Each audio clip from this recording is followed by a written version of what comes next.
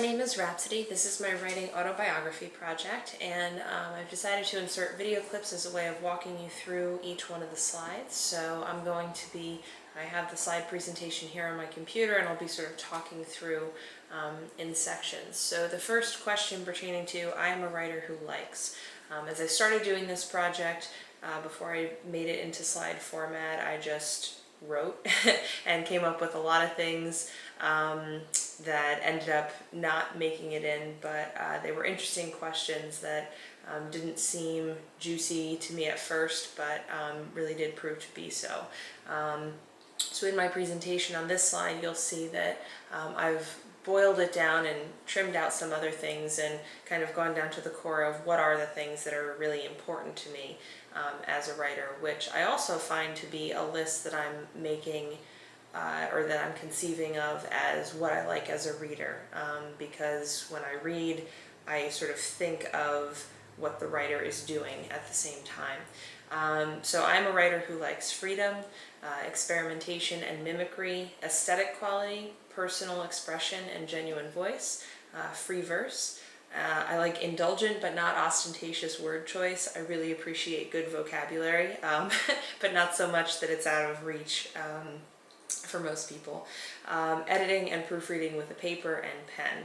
I'm pretty old-fashioned in a lot of ways and really like to feel it and see it on actual hard copies. So as an artifact for my first slide here, as far as myself as a writer and incorporating some of those things into my own writing, my own writing typically takes the format of poetry or journal writing.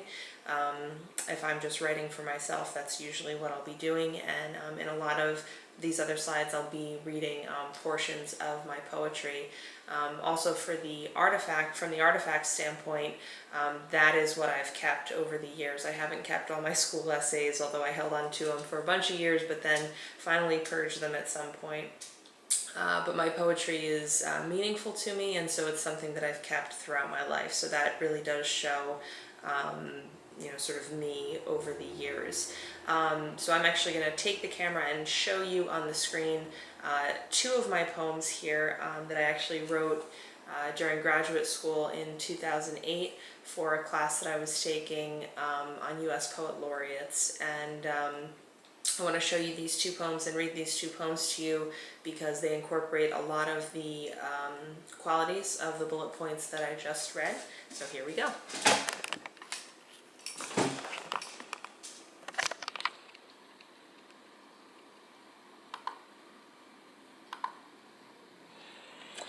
Okay, so this first one I wrote for the Poet Laureates class in the category of surrealist automatic writing, and this first part is just an explication of my own poem where I compared it to Lawrence Ferlinghetti, as well as using the exploded line technique. I've always really liked spatial poetry and concrete poetry and things that are art to the eye, visual art as well as word art. Those two things combined is really intriguing to me and I really enjoy. And one of the things that I thought was interesting about rereading my own explication here from 8 years ago was the line here. As I transformed the lines, new polysemic meanings emerged, which made me think of my own writing in a new way as I worked my way through it. So that actually brought to mind the writing to learn concept that we're talking about in this course. Okay, so this is where the actual poem begins, and a lot of my poetry is untitled as well because I think that for my own writing, titles can sometimes seem corny to me. So as you can see from the poem, unfortunately it's not all on one page, but as you can see visually, the line spacing is intentional and has to do with reflecting the meaning of the words therein. So I'll try to zoom in so that you can have a good idea of what it is.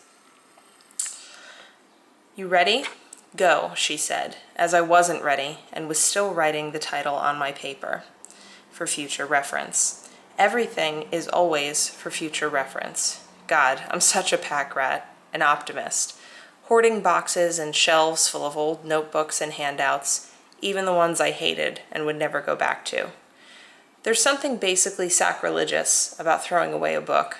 Something basically sacrilegious about throwing away a love note, even the ones I hated and would never go back to. God, I'm such a pack rat, an optimist, hoarding shoeboxes full. Everything is always for future reference. You ready? Go. I wasn't ready. So another thing that this poem illustrates is that in addition to intentional spacing and use of white space, I also really enjoy repetition and pulling meaning out of words as they are repeated. Repeating words in different contexts and using wordplay is something I also really enjoy, so that the reader's mind conceives of that word in different ways throughout the poem.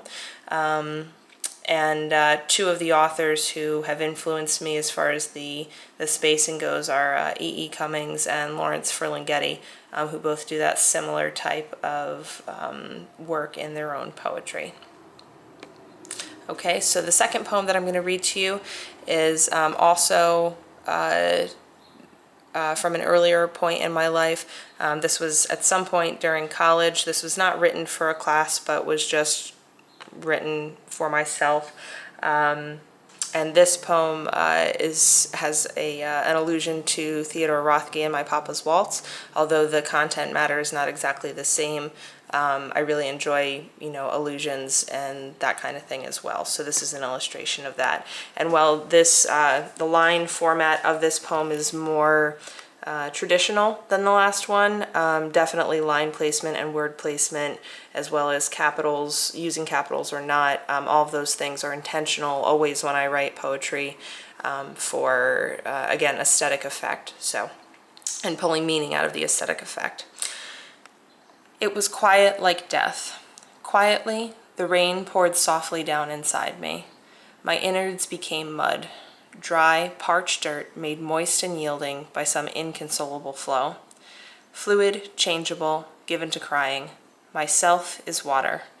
I flow into containers, taking shape, and then leaving, always with a few drops remaining in an obscure corner, clinging to the smooth walls like life, for life, or like death. Such waltzing is not easy. My blood boils, my fears evaporate, you freeze me in my tracks. You become the sun, the heat, the flame, the fling, the cool that molds me and takes me and breaks me. Outside, the rain pours. Inside, the rain pours. I am the new spring grass, fresh, green, I've been cut down before, but always I come back. Your raindrops fall heavily on me. With each pounding blow, I have no choice but to yield, support, and use it to grow. Softly, muddily, steadily, the rain comes.